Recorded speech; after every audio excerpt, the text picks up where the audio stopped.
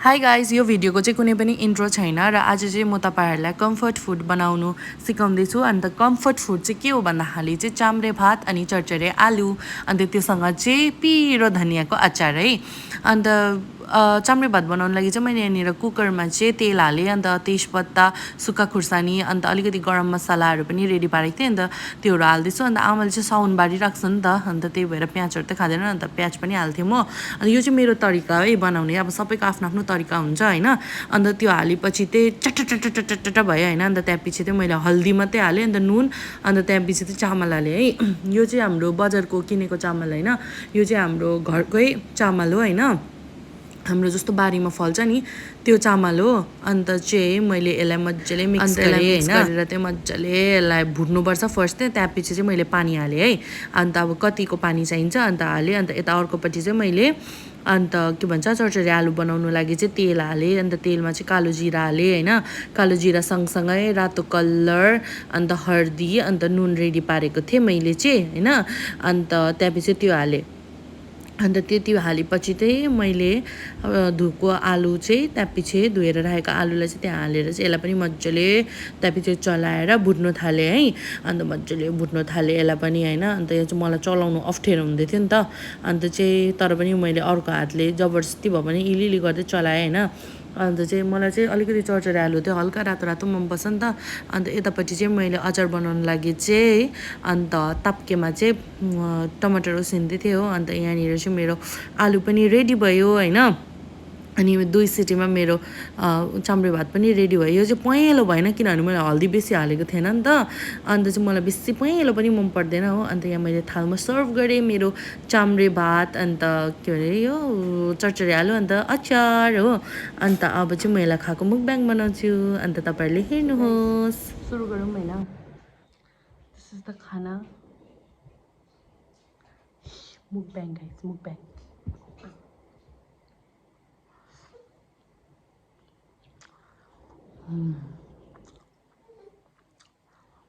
झन् अरू भुजियासँग खानुपर्छ कि कता दामी हुँदैन नि त।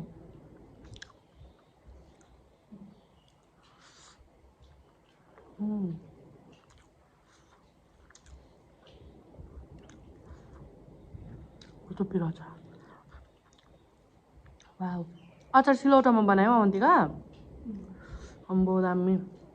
डल्ले खुर्सानी हाल्यो है अन्त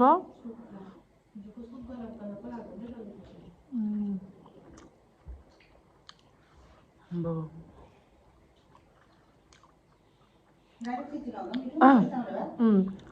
अन्त हामीले चाहिँ पहिला कराईतिर चाम्रे भात बनाउँथ्यौँ होइन। नि त आमाले चाहिँ म बनाउँछु ल भन्दै थियो, मैले गिलो बनाउँछ भनेर। तर आमालाई थाहै छैन म चाहिँ कुकरमा बनाउँछु भनेर। कुकरमा 2 सिटीमा कस्तो मजाले पाक्छ।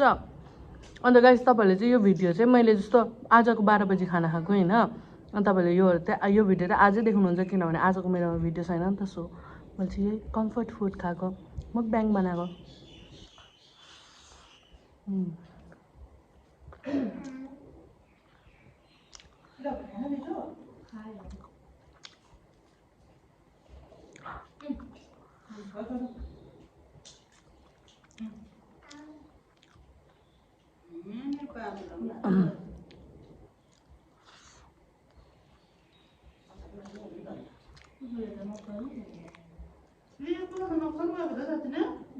स्कुल जानु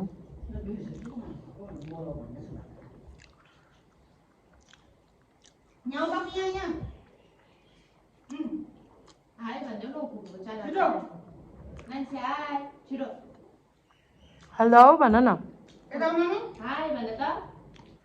हेलो भन न।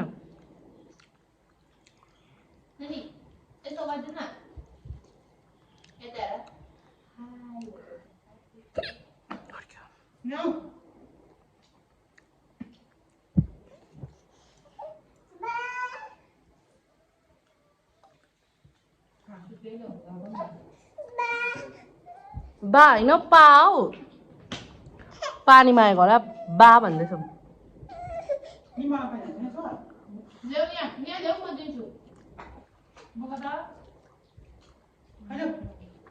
एक बटल पानी बोक्ने पनि भयो मेरो बाबु त। पानी बोक्नु सक्छ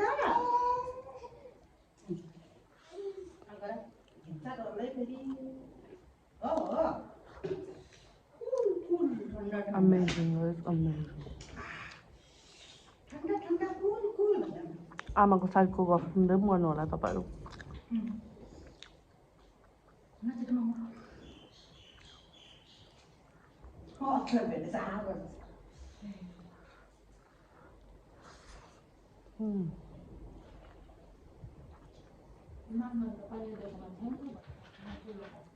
अन्त हामी चाहिँ घरमा काँसको थालमा खान्छौँ है गाइस खाना चाहिँ काँसको थालमा खानु इज बेस्ट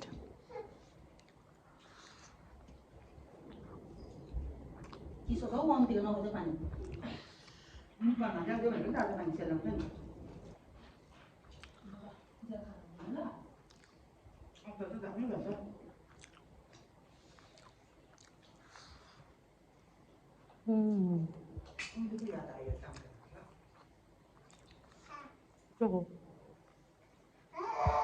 पोलेको आलु बच्चा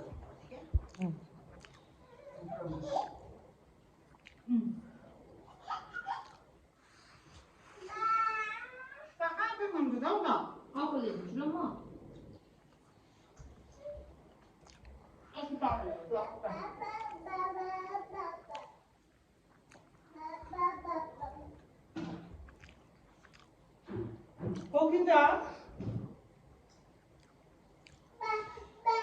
Nhà đâu một liều chú. Nào. Đây là với.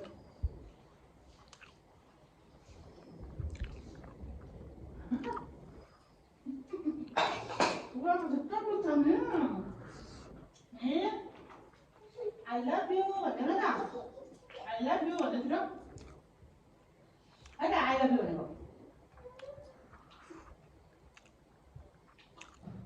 ये चीज़ बन रंग रही है तब तक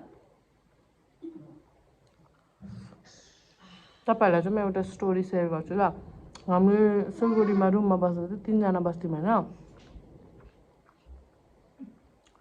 म स्मिता एन्ड देन स्टर अन्त चाहिँ बस्दा खान्थेँ सबसे ढिलो चाहिँ स्तरले खाना खान्थेँ क्या आमामा पर्खिँदा अहिले देखिहाल्नु भयो होला 5 मिनटमा मैले एक थाल खाना सकेँ होइन स्टरले चाहिँ यस्तो ढिलो खान्थ्यो कि त्यसलाई पर्खिँदा हातमा भातै सुकिसक्थ्यो अन्त सिलगढी रुममा बस्दा चाहिँ म यो पुरा बनाउँथेँ क्या चाम्रे भात र चरचरे आलु चाहिँ फेभरेट अझ स्टर पनि सिलङ गइआयो अब हामी पनि यो महिना रुम छोड्छ हो सिलगढीमा बसेर मैले बेसी भिडियो त बनाएन गाइस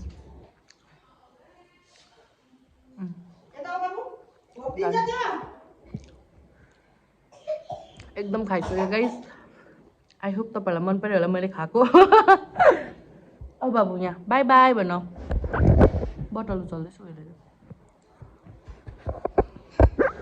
बाई बाई भन्नु न सिस गाइस बाई बाई तपाईँहरूलाई आई होप भिडियो मन पर्यो होला मैले पनि खाना खाइसकेँ होइन अन्त thanks for watching keep supporting अन्त do like share and subscribe to my channel अन्त तपाईँहरूलाई कस्तो कस्तो कन्टेन्ट हेर्नु मन लाग्छ प्लिज कमेन्ट गर्नु होला हो अन्त म त्यस्तै भिडियो बनाउँछु के भयो बाई ल बाई बाई